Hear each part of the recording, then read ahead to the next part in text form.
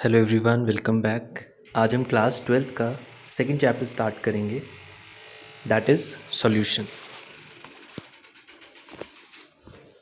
तो सबसे पहले हम इस चैप्टर का इंट्रोडक्शन पढ़ेंगे, देन सॉल्यूशन से रिलेटेड दो टर्म्स हैं, सॉल्वेंट एंड सॉल्यूट, उसके बारे में बात करेंगे।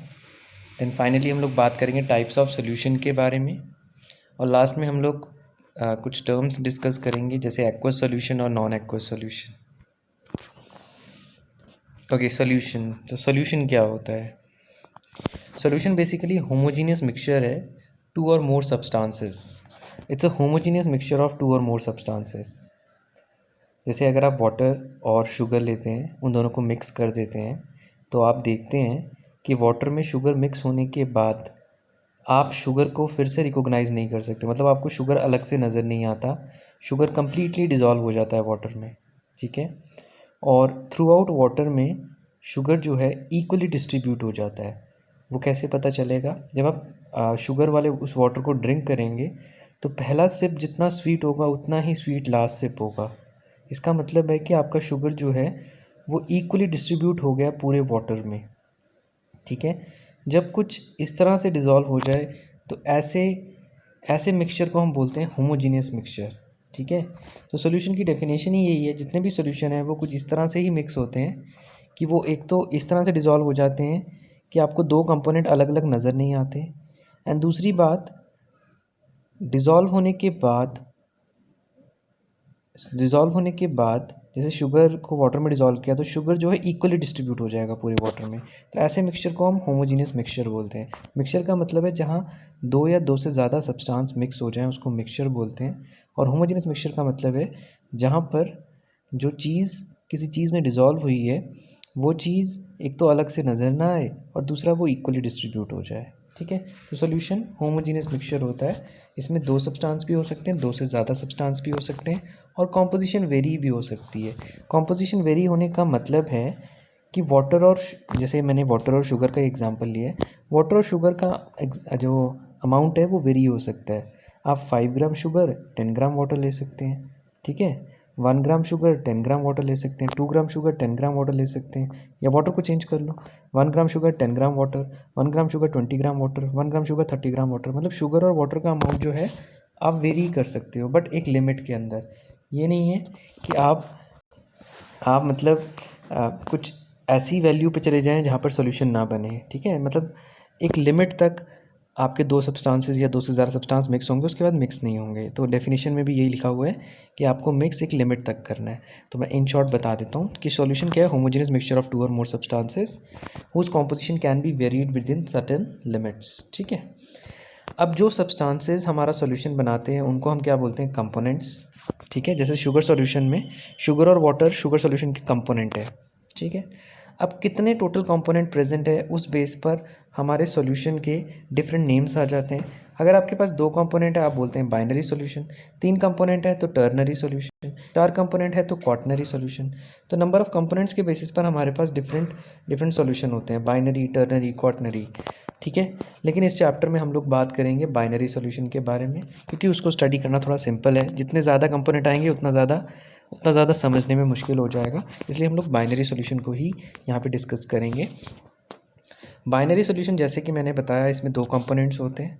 उन दो कंपोनेंट में से एक कंपोनेंट को सॉल्यूट बोलते हैं, दूसरे को सॉल्वेंट। सॉल्यूट कौन सा कंपोनेंट है? जो लेस अमाउंट में प्रेजेंट होता है। सॉल्वेंट कौन सा कंपोनेंट है? जो एक्सेस में प्रेजेंट होता है। तो जो चीज़ ज़्यादा है वो सॉल्वेंट, जो चीज़ कम है वो सॉल्यूट, ठीक है। जैसे शुगर सॉल्यूशन में शुगर आपका सॉल्यूट है क्योंकि जनरली वो कम अमाउंट में होता है, वाटर आपका सॉल्वेंट है क्योंकि वो ज़्यादा अमाउंट में होता है। अच्छा, सॉल्यूशन के बारे में एक और करेक्टरिस्टिक है यहाँ पर कि पार्टिकल साइज़ जो होता है ना, जो आपका सोल्यूट है जब वो डिज़ोल्व हो गया उसके बाद उसका पार्टिकल साइज़ 1 नैनोमीटर होगा। अब आप बोलेंगे शुगर को वाटर में डिज़ोल्व कर रहे हैं, शुगर का पार्टिकल 1 नैनोमीटर नहीं होता। सॉरी, शुगर का पार्टिकल तो 1 नैनोमीटर नहीं होता, बट शुगर जब वाटर में डिज़ोल्व हो जाए तो फिर जो शुगर का पार्टिकल अगर आप उसको माइक्रोस्कोप के अंदर लोकेट करें, नेक्ड आई से तो नज़र नहीं आएगा, तो वो 1 नैनोमीटर होगा, ठीक है। इनफैक्ट 1 नैनोमीटर से भी कम होगा डिज़ोल्व होने के बाद। डिज़ोल्व होने से पहले नहीं, पहले तो शुगर बहुत बड़ा है, डिज़ोल्व होने के बाद शुगर के पार्टिकल्स बहुत छोटे हो जाते हैं। एक्चुअली वो जो शुगर का बड़ा पार्टिकल आपको नज़र आता है, जो जिसको क्रिस्टल बोलते हैं, वो डिज़ोल्व होने के बाद छोटे छोटे पार्टिकल्स में ब्रेक हो जाता है। तो उस पार्टिकल का साइज़ जो है 1 नैनोमीटर से कम होना चाहिए, ठीक है। अच्छा, एक बात और है, ये जो डिफरेंट कंपोनेंट्स हैं सॉल्यूशन के, उनको हम सेपरेट नहीं कर सकते फिजिकल मेथड से, जैसे फिल्ट्रेशन, ठीक है, सेंट्रीफ्यूगेशन, इनसे हम इनको सेपरेट नहीं कर सकते।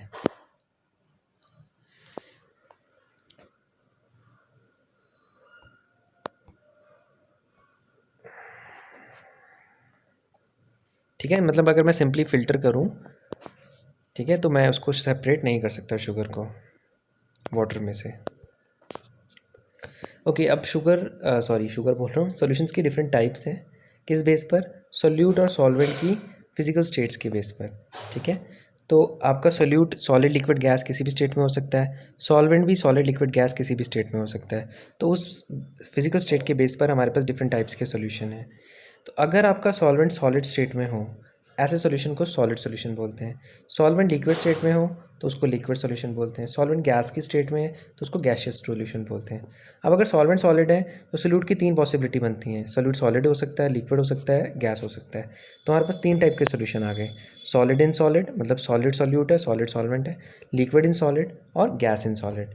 ठीक है, अब अगर हम सेकेंड लिक्विड की बात करें, जब सॉल्वेंट लिक्विड है तो क्या करेंगे आप, 3 टाइप के सॉल्यूट ले सकते हैं, सॉलिड, लिक्विड, गैस। तो 3 टाइप के सॉल्यूशन आ गए, solid in liquid, liquid in liquid, gas in liquid. Similarly अगर आपका सॉल्वेंट गैस है तो अगेन सॉल्यूट सॉलिड भी हो सकता है, लिक्विड भी हो सकता है, गैस भी हो सकता है। तो 3 टाइप के सॉल्यूशन आ गए, solid in gas, liquid in gas, gas in gas. Okay, अब हम एग्जाम्पल्स ले लेते हैं थोड़े से सॉलिड सॉल्यूशंस में। पहली टाइप लेते हैं सॉलिड इन सॉलिड, जब सॉल्यूट भी सॉलिड है, सॉल्वेंट भी सॉलिड है। एग्जाम्पल है मेटल एलॉयज़, मेटल के एलॉयज़। ठीक है, कोई भी एलॉय ले लो, एलॉय में 2 मेटल या 2 से ज़्यादा मेटल मिक्स होते हैं और मेटल सॉलिड स्टेट में, मतलब मेटल मिक्स होने के बाद सॉलिड स्टेट में होते हैं। एलॉयज़ में लेट सपोज कोई एलॉय है कॉपर और निकल का, तो वहाँ पे कॉपर भी सॉलिड है, निकल भी सॉलिड है। ठीक है, interstitial solid solution. Interstitial solid solution क्या होते हैं, आपने एक सॉलिड लिया, अब सॉलिड का जब आप क्रिस्टल देखते हो तो उस क्रिस्टल में एम्प्टी स्पेसेस होंगे। उस एम्प्टी स्पेस में अगर कोई और आपका सॉलिड एंटर कर जाए, कोई और सॉलिड का पार्टिकल एंटर कर जाए, तो उसको बोलते हैं इंटरस्टिशियल सॉलिड सॉल्यूशन। ठीक है, तो वो भी इसका एग्जांपल है। नेक्स्ट है liquid in solid, mercury amalgam. Mercury amalgam का क्या मतलब है, मरकरी आपको पता है लिक्विड फॉर्म में होता है। ठीक है, तो मरकरी को अगर किसी मेटल में डाल दें, सॉलिड मेटल में, तो बन जाता है मरकरी एमलगम। तो वो इसका एग्जांपल है लिक्विड इन सॉलिड का। ठीक है, लिक्विड मरकरी को किसी मेटल में डाल देंगे। हाइड्रेटेड सॉल्ट जैसे CuSO4 5H2O। ठीक है, तो यहाँ पे सॉल्ट और वाटर है बेसिकली, तो वाटर लिक्विड है और सॉल्ट सॉलिड है, तो हाइड्रेटेड सॉल्ट भी इसका एग्जांपल है। नेक्स्ट है गैस इन सॉलिड। ठीक है, gas adsorbed over metal surface, जैसे आपने सुना होगा हाइड्रोजन ओवर निकल। ठीक है, ये कैटलिस्ट होता है जो रिडक्शन में यूज़ होता है। तो वहाँ पे क्या होता है, निकल मेटल के ऊपर कोई गैस, स्पेशली हाइड्रोजन, एड्जॉर्ब हो जाती है और इस गैस के एड्जॉर्ब होने के प्रोसेस को हम बोलते हैं ऑक्लूजन। इसके बारे में आप 4th चैप्टर में और डिटेल में पढ़ेंगे। गैसेस डिजॉल्व इन मिनरल्स, किसी मिनरल में अगर आप गैस डिजॉल्व कर दो तो वो भी क्या है, गैस आ गया आपका सॉल्यूट और मिनरल आ गया सॉलिड, तो इसी का एग्जांपल है। नेक्स्ट है liquid solutions.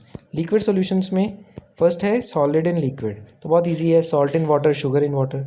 Liquid in liquid, ये भी इजी है, कोई भी 2 ऐसे लिक्विड ले लो जो मिक्स हो जाते हैं, मतलब miscible liquids. Alcohol in water, water in alcohol. ठीक है ना, अगर अल्कोहल कम अमाउंट में है, वाटर ज़्यादा अमाउंट में, तो अल्कोहल सॉल्यूट है, वाटर सॉल्वेंट है। अगर वाटर कम अमाउंट में, अल्कोहल ज़्यादा अमाउंट में है, तो वाटर सॉल्यूट है, अल्कोहल सॉल्वेंट है। जैसे हम लिखते हैं ना वाटर इन अल्कोहल, तो पहली वाली चीज़ सॉल्यूट है, दूसरी वाली चीज़ सॉल्वेंट है। ठीक है, उसके बाद गैस इन लिक्विड का एग्जांपल देखें, एरेटेड ड्रिंक्स, जैसे कोल्ड ड्रिंक होती है, उसमें कार्बन डाइऑक्साइड गैस को आपने वाटर में डिजॉल्व किया होता है। नेक्स्ट है गैशियस सॉल्यूशन, जहाँ पे सॉल्वेंट गैस होगा। तो सॉलिड इन गैस, तो आयोडीन के वेपर्स जब एयर में होते हैं तो आयोडीन सॉलिड फॉर्म में है, ठीक है, और वो एयर में है। ठीक है, तो iodine in air, solid in gas. Sublimation of solid in gas, तो वही सेम चीज़ है, आयोडीन जब गैस में जाए, एयर में जाता है, तब भी सब्लिमेशन होकर ही जाता है। कोई और सॉलिड ले लो, जैसे कैम्फर ले लो, अगर वो भी गैस में चला जाए, मतलब कैम्फर वेपर्स में चेंज हो जाए, तो कैम्फर के पार्टिकल्स क्या हो जाते हैं, एयर में डिजॉल्व हो जाते हैं, तो वो भी इसका एग्जांपल है। ओके, नेक्स्ट है liquid in gas. Liquid in gas में क्या होगा, एग्जांपल बहुत सिंपल सा है, वाटर वेपर इन एयर। तो वाटर वेपर लिक्विड को रिप्रेजेंट कर रहे हैं और एयर गैस को रिप्रेजेंट कर रहा है। वाटर वेपर इन एयर को ही आप लोग ह्यूमिडिटी बोलते हैं। Gas in gas, mixture of gases, जो हमारे पास एयर है वो इसका बड़ा कॉमन सा एग्जांपल है। ठीक है, बहुत सारी गैसेस, यानी एक गैस दूसरी गैस में मिक्स हुई है। ओके, नेक्स्ट हम लोग बात करेंगे, मैंने आपको बिगनिंग में ही बोला था, ये तो हो ही गया आपका। अच्छा, ये बता रहा है कि लिक्विड सॉल्यूशन सबसे ज़्यादा कॉमन होते हैं। लिक्विड सॉल्यूशन कौन से होते हैं? जिसमें लिक्विड सॉल्वेंट होता है, और सॉल्यूट, सॉलिड, लिक्विड, गैस कुछ भी हो सकता है। मतलब ज़्यादातर डिस्कशन इस चैप्टर में लिक्विड सॉल्यूशन के ऊपर है। देन उसके बाद फाइनली एक और पॉइंट है, ऐसे सॉल्यूशन जहाँ पे सॉल्वेंट वाटर है उनको एक्वा सॉल्यूशन बोलते हैं, और ऐसे सॉल्यूशन जहाँ पे सॉल्वेंट वाटर नहीं है उनको नॉन एक्वा सॉल्यूशन बोलते हैं। तो अगर वाटर सॉल्वेंट नहीं है तो कौन सा सॉल्वेंट हो सकता है? ईथर हो सकता है, बेंजीन हो सकता है, CCl4 हो सकता है। ठीक है, तो ये कुछ एग्जाम्पल्स थे। Thank you so much for watching and don't forget to subscribe the channel. ठीक है, एंड एक बात और, अगर आपको वीडियो अच्छा लग रहा है तो प्लीज़ उसको लाइक करें और चैनल को सब्सक्राइब करें एंड शेयर करें। आप जितना लाइक, जितना शेयर करेंगे उतना हमारा कॉन्फिडेंस बढ़ेगा और हम उतनी ज़्यादा एनर्जी से आपके साथ आपके पास कुछ और प्रेजेंट करेंगे। ओके, आप मेरा टेलीग्राम चैनल ज्वाइन कर सकते हैं, आपको उधर और ज़्यादा अपडेट्स मिल जाएंगी। ठीक है, मैं वहाँ पर कुछ और क्वेश्चंस भी डिस्कस करूँगा। ठीक है, तो ये मेरे चैनल का नाम है केमिस्ट्री विद राहुल और ये उसका लिंक है। ठीक है, तो आप टेलीग्राम ज्वाइन कर सकते हैं। Thank you so much for watching. फिर मिलते हैं अपने नेक्स्ट लेक्चर में। Till then keep enjoying, be happy and keep smiling.